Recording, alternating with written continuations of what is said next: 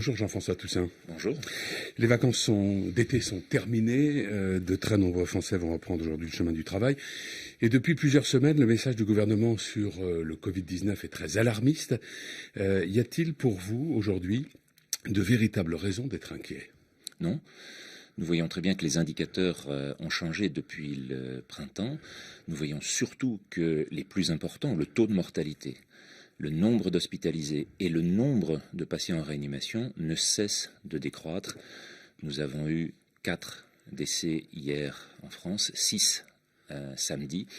On voit que ces taux-là pour un week-end sont les plus faibles que nous avons enregistrés depuis plusieurs mois. Et donc, on est sur des formes dans lesquelles l'augmentation du nombre de cas positifs qui ne sont pas des malades fait l'objet d'une insistance trop lourde. L'augmentation du nombre de cas positifs tient à l'augmentation très importante du nombre de tests quotidiens? Absolument, et ces deux chiffres-là évoluent en parallèle, et par ailleurs, ce que l'on voit, c'est que malheureusement ces tests, comme beaucoup, ont une sensibilité, une spécificité particulière, c'est-à-dire qu'on va avoir un taux de faux positifs qui peut être de 1 à 3%. 3% quand on fait 1 million de tests par semaine, ça veut dire qu'on a 4500 faux positifs par jour. 4500 faux positifs par jour. On a détecté 5500 personnes hier. Ouais. Depuis vendredi, le port du masque est obligatoire dans tous les espaces publics de très nombreuses métropoles, Paris par exemple, mais aussi la périphérie de beaucoup de ces métropoles. Est-ce que cette mesure répond, selon vous, à un véritable impératif médical? Alors, je reprendrai simplement le dernier rapport de l'OMS qui cet été nous a dit sur les masques, il n'y a pas d'études de qualité qui permettent de recommander le port du masque partout.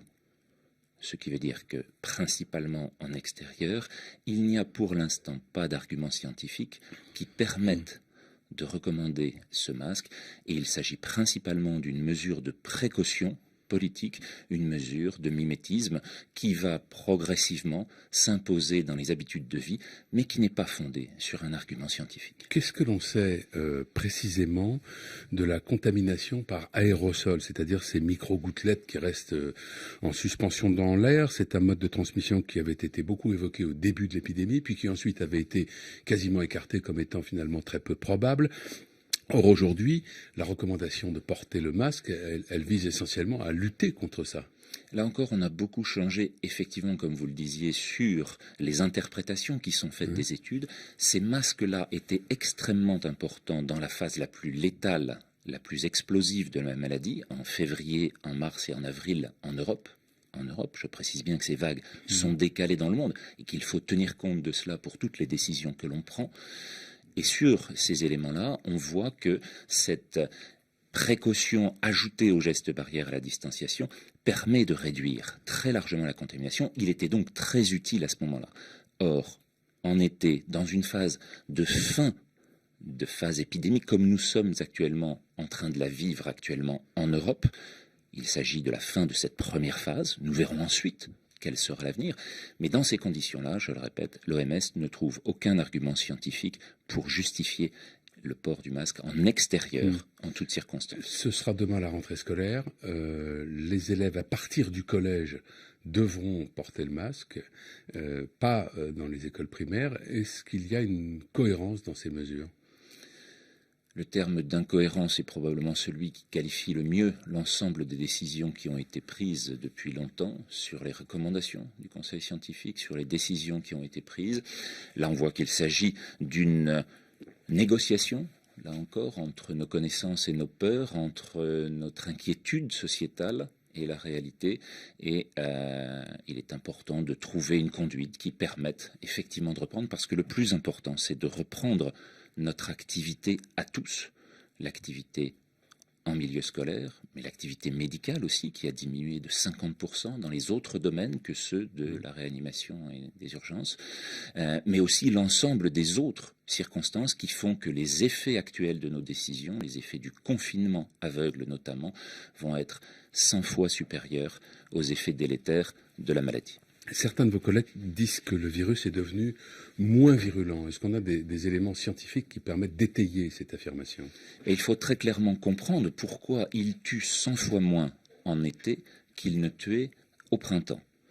On est actuellement sur une phase dans laquelle on est passé en dessous de 136 décès précisément hier en Europe, pour toute l'Europe, pour 500 millions d'habitants, alors qu'on a eu des taux qui ont été 100 fois plus élevés au printemps.